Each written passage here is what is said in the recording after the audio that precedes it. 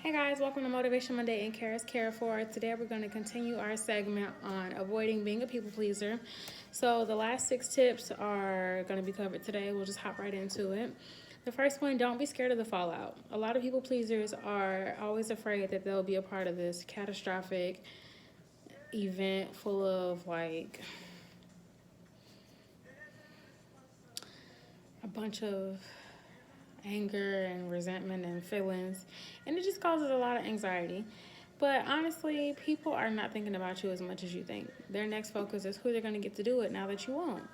And that just comes from the research that I was doing. That's not my own personal thought, because I'd definitely be concerned, like, oh my gosh, they're going to hate me. If you can't do it, somebody, they was going to have to figure it out some kind of way. So stop stressing yourself. Relax, take a deep breath. You're probably the only one who cares. The next step is to consider who you want to have your time.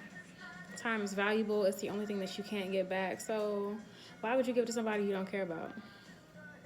Why would you give it to somebody who's not pouring into you? Why would you give it to someone who doesn't deserve it? Think about that before you go volunteering your time for things.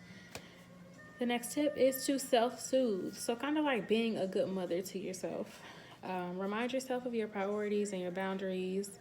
One of the examples they list says, my values are more important than saying yes in this situation. And that's very important for a lot of us to remember, because some people do it for the money, some people do it to make other people happy, but you got to think about your intrinsic value, and you have to think about what your integrity wants you to do, what your morals want you to do. And if you don't want to do it, you don't want to do it. Don't let somebody else make you do something. The next tip is to recognize when you've been successful. So don't focus on where you went wrong all the time. Potentially document what you did right, so it can build you up for those moments where you're feeling low.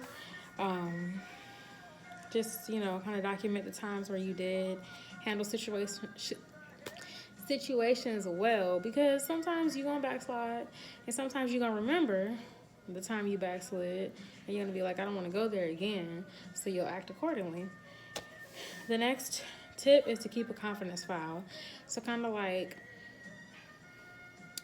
a portfolio of all of your accolades, your awards that you've won at work, different things like that.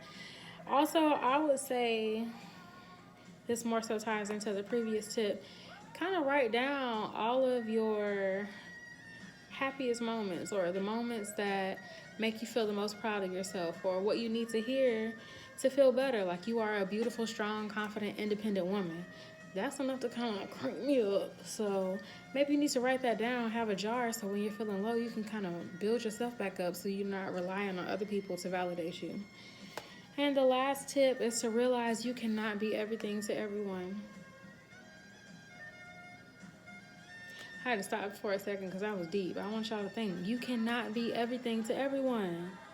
Happiness is a feeling, which means it's fleeting, it's temporary. You cannot always make somebody happy. So the only thoughts and feelings that you can change are your own. So stop trying to control others. Just let your experiences be what they are and take it for what it is. But at the end of the day, the only person you should be pleasing is yourself. I hope you have a wonderful day, and thanks so much for tuning in to Motivation Monday and Care is Care For.